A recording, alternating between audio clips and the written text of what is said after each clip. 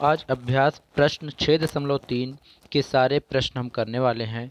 तो पहला क्वेश्चन अति लघुत्तरीय प्रश्न से है। बहुत ध्यान से समझेंगे। अगर कोई भी डाउट या क्वेरी होगी तो आप हमसे निसंदेह पूछ सकते हो।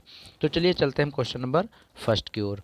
क्वेश्चन नंबर फर्स्ट आपसे कह रहा है कि 7,5, 5,7 व -3,3 ये जो हैं शीर्ष मतलब इतने शीर्षों वाले त्रिभुज के केंद्रक ज्ञात कीजिए। आपको त्रिभुज का केंद्रक ज्ञात करने के लिए ध्यान रखना एक फार्मूला होता है कि जो भी आपको तीनों बिंदु दिए होते हैं इसमें x1 y1 x2 y2 x3 y3 मानेंगे और इसमें त्रिभुज का केंद्रक जो फर्स्ट x, y होता है ये बराबर होगा x1 + x2 + x3 by 3 y1 + y2 + y3 by 3। इसी में ये वैल्यूज आप पुट करिए और जैसे सॉल्व करेंगे जो भी आएगा ये आपका फाइनल ये x और y के मान होंगे और यही आपका केंद्रक कहलाएगा। तो यही आपका फार्मूला ध्यान रखना। केवल केंद्रक के लिए जो फार्मूला होता है वो x1 + x2 + x3 बाई 3 और y1 + y2 + y3 बाई 3 यही आपका फार्मूला ध्यान रखना है। यहाँ पर x1 जो होगा ये फर्स्ट वाला पॉइंट होता है, x2 ये सेकंड वाला पॉइंट होता है, x3 ये थर्ड वाला पॉइंट होता है। फिर इसी प्रकार से y1 y2 y3 जो ये शेष बच रहे हैं ये वाले होते हैं। ये वैल्यूज यहाँ पर 3 पुट करके सॉल्व कर लेते हैं और जो भी आंसर आता है आपका वही आपका केंद्रक कहलाता है। किसका? त्रिभुज का। केंद्रक आपको ज्ञात करने का फार्मूला याद हो गया होगा। अब क्वेश्चन नंबर सेकंड की ओर चलते हैं। क्वेश्चन नंबर सेकंड आपका कह रहा है कि 6,0 व 0,8 को मिलाने वाली रेखा के मध्य बिंदु के निर्देशांक ज्ञात कीजिए। अब आपको पता होना चाहिए कि मध्य बिंदु का निर्देशांक कैसे ज्ञात करते हैं। चूंकि ये x1 y1 हो जाएगा, x2 y2 हो जाएगा। को मिलाने वाले रेखाखंड का मध्य बिंदु होता क्या है? x1 + x2/2 और y1 + y2/2 यही तो होता है। ये दोनों आपको अगर सॉल्व कर लो जो भी आएगा वो मध्य बिंदु होता है। तो x1 6 है, x2 0 है तो 6 + 0/2। y1 0 है, y2 8 है तो y2 क्या है? 8 है तो y 0 + 8/2। सॉल्व किया 6 + 0 करोगे 6/2 मतलब 3 आ जाएगा और 8 + 0/2 मतलब 8/2 मतलब 4 हो जाएगा। तो 3,4 यही आपका क्या हो जाएगा? फाइनल निर्देशांक हो जाएंगे। किसके? मध्य बिंदु के। अब क्वेश्चन नंबर थर्ड की ओर चलते हैं। क्वेश्चन नंबर थर्ड कह रहा है बिंदुओं -3,4 व 3,-4 को मिलाने वाली रेखा के मध्य बिंदु के निर्देशांक ज्ञात कीजिए। x1 का मान आपको पता है -3, y1 का मान आपको दिया है 4, x2 का मान आपको दिया है 3 और y2 का मान आपको दिया है -4। ये सारे मान आप यहाँ पर रख दीजिए मध्य बिंदु के निर्देशांक में। x1 + x2/2 होता है, y1 + y2/2 होता है। वैल्यू रखा, सॉल्व किया 0/2 0/2 आया क्योंकि 4 से 4 कट जाएगा, 3 से 3 कट जाएगा तो 0/2 0/2 मतलब 0,0 यही आपके मध्य बिंदु के निर्देशांक हो जाएंगे। क्वेश्चन नंबर अब 4 की ओर चलते हैं। क्वेश्चन नंबर 4 कह रहा है उस बिंदु के निर्देशांक ज्ञात कीजिए जो 0,0 व 4,0 को मिलाने वाली रेखा को 1:3 के अनुपात में अंतःविभाजित करता है। ध्यान रहे जब अंतःविभाजन की बात करेगा तो आपको ध्यान रखना है mx2 + nx1/m + n रखना है। आप कहीं कहीं पर आप mn मानोगे, कहीं कहीं पर आप m1 m2 मानते हो, कहीं कहीं पर आपको n1 n2 माना जाता है। लेकिन ध्यान ये रखना है mx2 + nx1/m + n होता है और my2 यहाँ पर y1 y2 रख देंगे my2 + ny1/m + n होता है।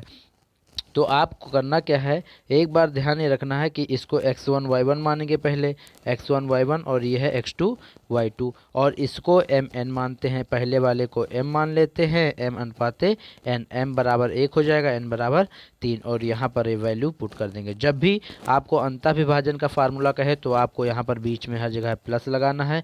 लेकिन अगर यहीं पर अंतःविभाजन के जगह पर अगर आपसे कह देता कि बाह्य विभाजन, जब बाह्य विभाजन की बात करता है तो जहाँ जहाँ पर यहाँ पर केवल केवल प्लस है वहाँ पर आपका क्या हो जाता माइनस, बाकी सेम कंडीशन ऐसे ही चलती। तो क्या करेंगे आप वैल्यू रख देंगे और सॉल्व करेंगे तो आपका 1, 0 यही आपका विभाजित होने वाले बिंदु के निर्देशांक हो जाएंगे। अब क्वेश्चन नंबर 5 की ओर हम चलते हैं। क्वेश्चन नंबर 5 हमारा कह रहा है कि उस बिंदु के निर्देशांक ज्ञात कीजिए जो बिंदुओं 2, -3 व 4, 6 को मिलाने वाली रेखा को 1:2 के अनुपात में अंतः विभाजित करता है। फिर अंतः विभाजन की बात कर दिया तो आप करना क्या, x1 y1 मानना, x2 y2 मानना और इसको mn मान लेना। तो आपको फार्मूला पता है, x बराबर क्या होता है mx2 प्लस एन x1 अपान का m प्लस का n।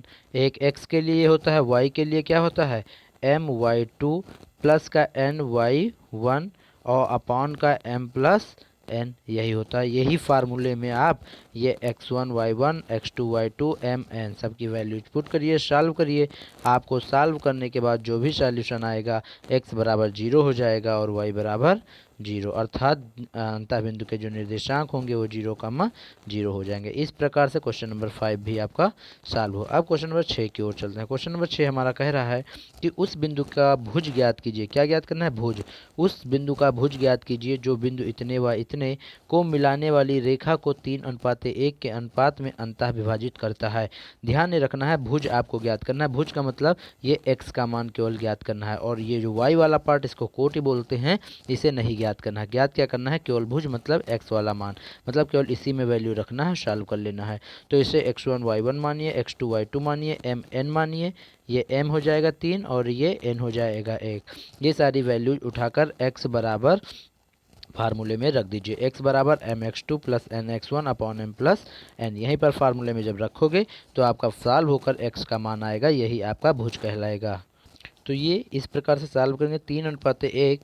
3:1 के अनुपात में अंतः विभाजित करने वाले बिंदु का x निर्देशांक क्या हो जाएगा, 0 हो जाएगा। क्या आ जाएगा, इसी में mx2 plus nx1 upon m plus n में रखेंगे तो 0 आ जाएगा। यही आपका फाइनल सॉल्यूशन होगा। अब क्वेश्चन नंबर हम किसकी ओर चलते हैं, क्वेश्चन नंबर 7 की ओर। क्वेश्चन नंबर 7 हमारा कह रहा है कि यदि बिंदु 4,0 क्या, यदि बिंदु 4,0 व बिंदुओं -8,13 व x,7 को मिलाने वाली रेखा का मध्य बिंदु है, तब x का मान आपको ज्ञात करना। सबसे पहले ध्यान ये देना है कि यदि बिंदु ये और बिंदु इतने व इतने को मिलाने वाली रेखा का मध्य बिंदु, मतलब ये जो दोनों दी हुई हैं इन दोनों का मिलाने वाली रेखा, मान लो ये 8 ये और ये, यहाँ पर x,7 लिखा है और यहाँ पर -8,13 लिखा है।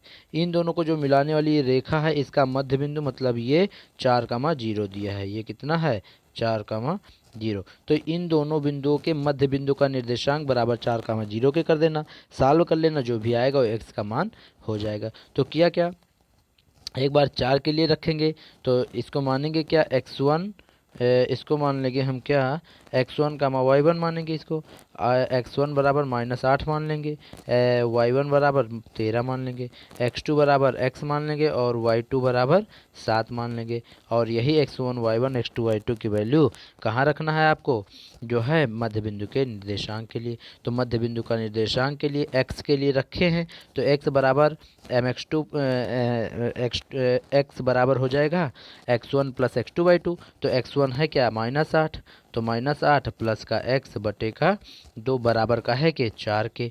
इसे सॉल्व कर लिया, x का मान 16 आ गया। अगर बाई चांस यहाँ पर 16x का मान फाइनल ना आता तो हम क्या करते, y बराबर रख लेते। y बराबर y1 प्लस y2 होता है, वहाँ से सॉल्व करते तब फार्मूला मतलब फाइनल सॉल्यूशन आ जाता। लेकिन x का ही मान ज्ञात करना था तो हमें x का मान पता हो गया, तो यही फार्मूला केवल x का वाला रखेंगे, y पार्ट आप नहीं रखोगे।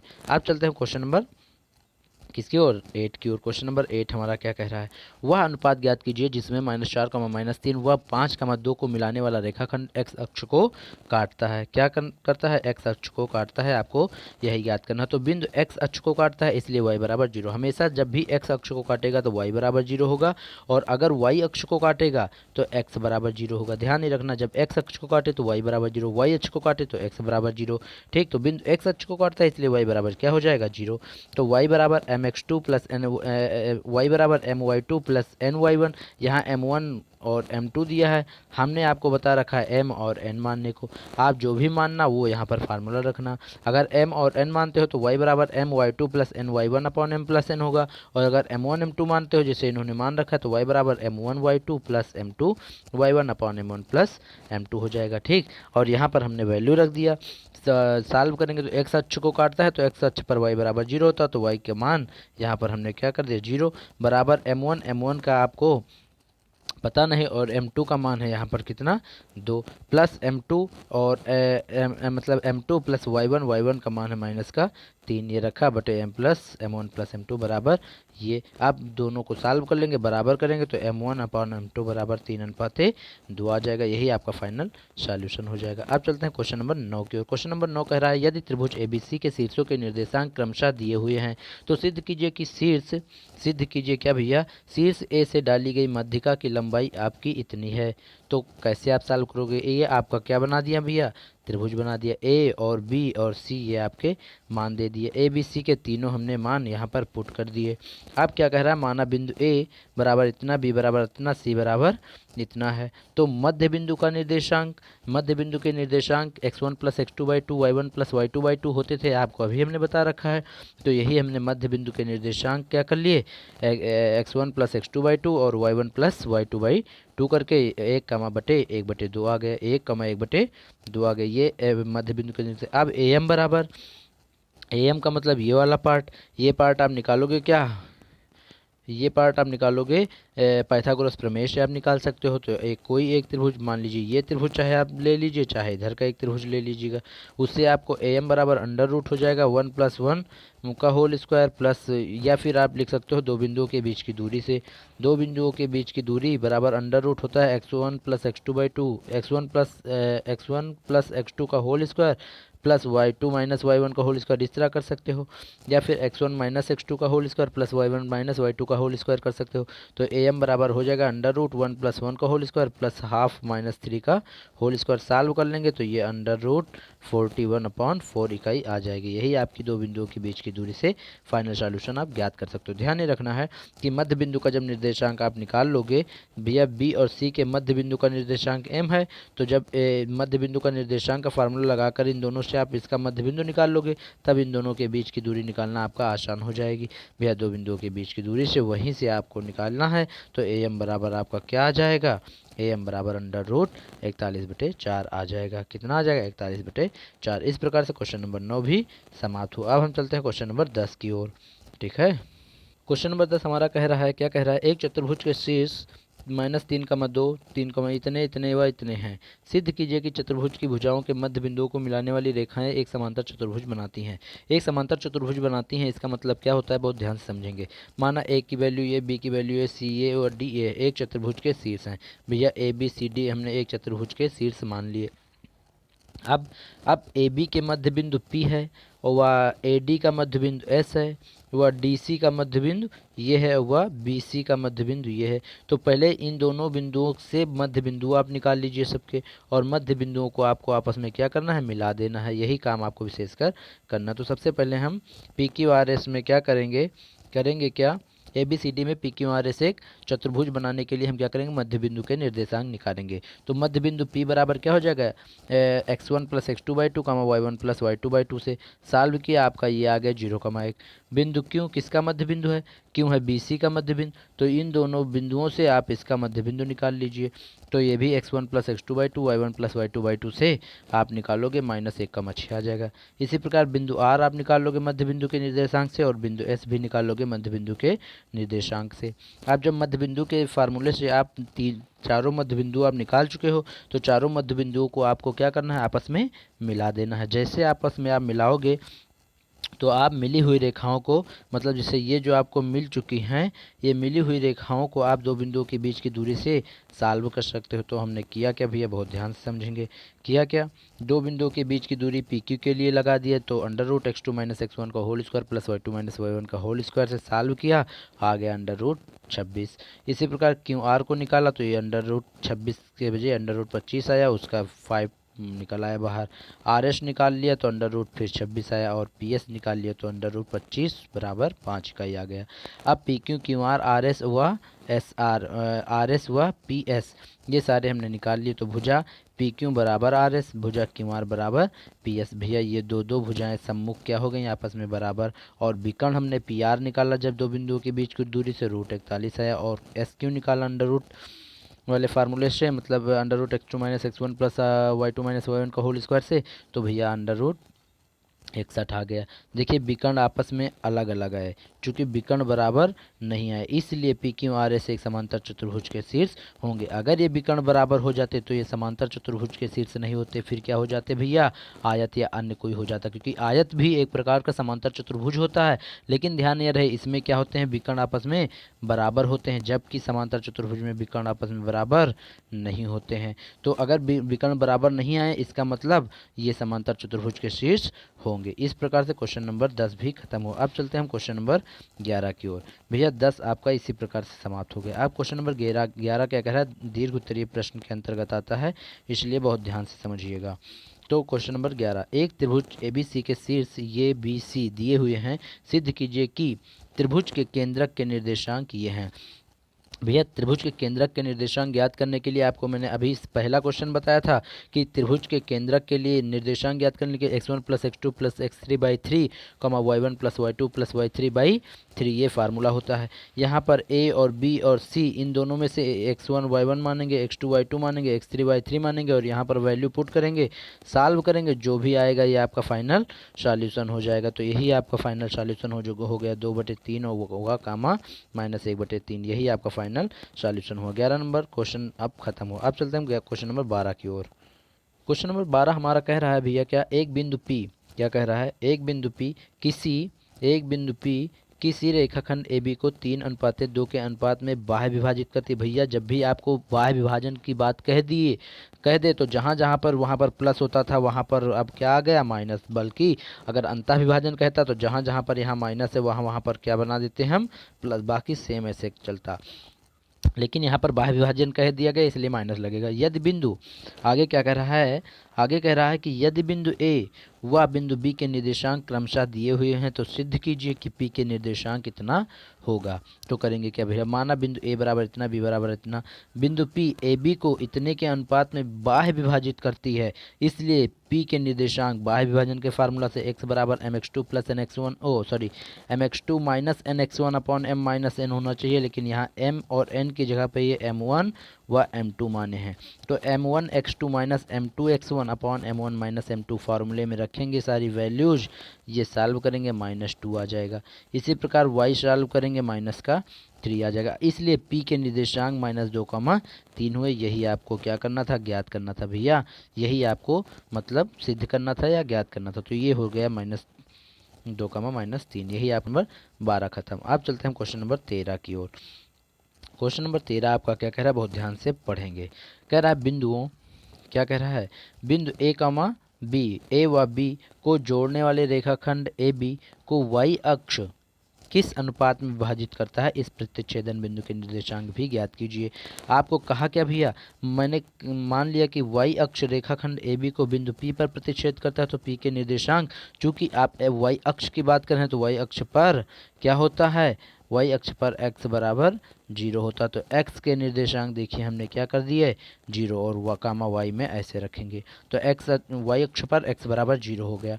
तो करेंगे क्या भैया, a व b को हमने क्या किया, a और b को हमने ड्रा किया, और उन दोनों के ऊपर हमने एक बिंदु P ले लिया जिसके निर्देशांक x कामा 0 होने चाहिए थे, लेकिन x अक्ष पर है, y अक्ष पर है, इसलिए x बराबर यहाँ पर 0 हो जाएगा।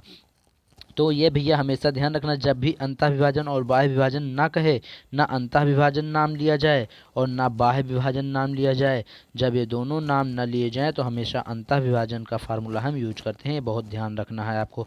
तो x बराबर क्या हो जाएगा, तो आपको फार्मूला लगाना है, x बराबर m1 x2 plus m2 x1 upon m1 plus m2। फार्मूले में x बराबर 0 है चूँकि यहाँ पर, तो x का मान यहाँ पर हमने 0 किया, बराबर फार्मूले में रखा, तो यहाँ पर m1 बराबर 5m2 आ गया। यहाँ से क्या आ गया, m1 बराबर 5m2 आ गया। जब m1 बराबर 5m2 आ गया, इसका मतलब अगर m2 वाला टर्म हम इधर उठा लाएं तो m1 upon m2 is equal to 5/1 आ जाएगा इसका अनुपात।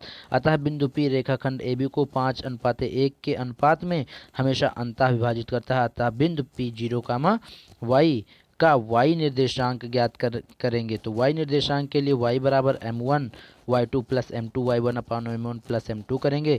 जब यहाँ पर सारी वैल्यूज पुट करेंगे, ये सारी सॉल्व करेंगे, -13/3 आएगा। अर्थात प्रतिच्छेदन बिंदु P के निर्देशांक जो हो जाएंगे वो 0, -13/3 हो जाएगा। यही आपका फाइनल सॉल्यूशन होगा। इस प्रकार से क्वेश्चन नंबर 13 खत्म होता है। अब हम चलते हैं क्वेश्चन नंबर 14 की ओर और देखते हैं क्वेश्चन नंबर 14 क्या कह रहा है। किसी समांतर चतुर्भुज के 3 क्रमागत शीर्षों के निर्देशांक आपको दिए हुए हैं। सिद्ध कीजिए कि चौथे शीर्ष के निर्देशांक ये होंगे। भैया पहली बात आपको ध्यान देना, समांतर चतुर्भुज की बात कर रहा है। तो समांतर चतुर्भुज में अगर आप इस प्रकार से कोई भी चतुर्भुज बनाते हैं, आयत या फिर समांतर चतुर्भुज मान लीजिए इस टाइप का बनाते हैं, इसे बिंदु ABCD रखते हैं, तो AB दिया, BC दिया है, ये पॉइंट आपको मान लीजिए नहीं दिया है, तो इन दोनों के बिंदुओं के बीच की दूरी ये दूर, इससे हम क्या करेंगे, इसके विकर्ण सारे निकाल के एक दूसरे के कंपेयरिंग करेंगे और जो भी इसकी प्रॉपर्टीज होती हैं उसमें रखेंगे तो आपके ये बिंदु के निर्देशांक ज्ञात हो जाएंगे। तो सबसे पहले करेंगे क्या, देखेंगे। देखिए क्वेश्चन में आपको ABCD सब कुछ दे रखा है, डी में केवल XY आपको मानना है समांतर चतुर्भुज के निर्देशांक हैं। तो AC के मध्य बिंदु O के निर्देशांक क्या हो जाएंगे, ये मध्य बिंदु के निर्देशांक दो बिंदु के बीच की दूरी से निकालेंगे तो 1/2, 1 आ जाएगा। अब चलते हैं क्वेश्चन आगे, देखते हैं कैसे सॉल्व होगा।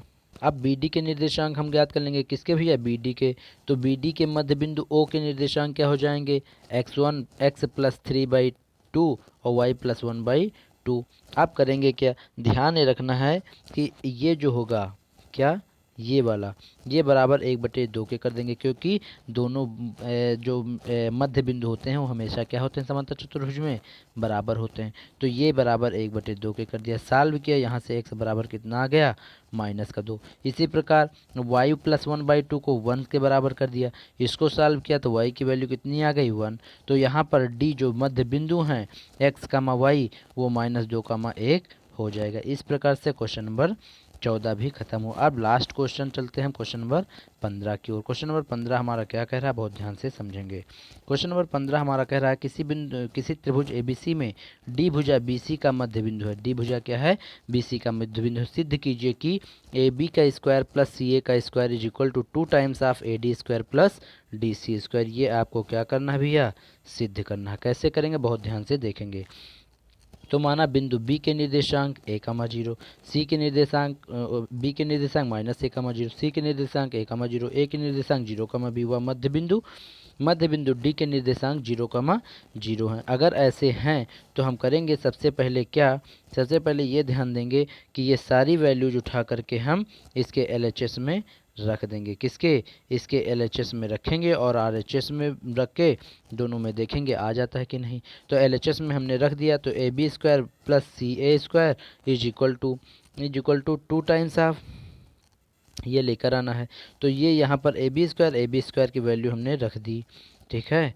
ये 0 प्लस A का whole square plus B minus 0 का होल स्क्वायर प्लस ये सॉल्व किया तो ये आ गया। इसको मैंने ब्रैकेट से बाहर ले लिया 2, तो A square plus B square, ये वैल्यू है DC व AD का। देखिए यही चीज़ RHS में आपको दे रखा है, मैंने LHS लेकर चला और RHS आपको लेकर आ गया। इसका मतलब इस प्रकार से क्वेश्चन नंबर 15 भी हमारा ख़त्म हुआ। अब क्वेश्चन नंबर 15 खत्म होने के बाद अभ्यास 6.3 आपकी समाप्त हो गई है। अब अभ्यास 6.4 हम अगली वीडियो लेक्चर में करेंगे। फिर भी अगर यहाँ पर कोई डाउट या क्वेरी है तो आप हमसे निसंदेह पूछ सकते हो। अगर वीडियोज पसंद आ रहे हैं तो लाइक, शेयर और सब्सक्राइब करते रहो और जिनको भी आवश्यकता है उन स्टूडेंट्स तक इन वीडियोज़ को पहुँचाते रहो। हमारे यूट्यूब चैनल पर समस्त क्लासें मिलेंगी, आपको बालाजी प्रकाशन की संपूर्ण हल मिलेगी। यहीं पर आप इस वीडियो को हम विराम करते हैं। Thanks for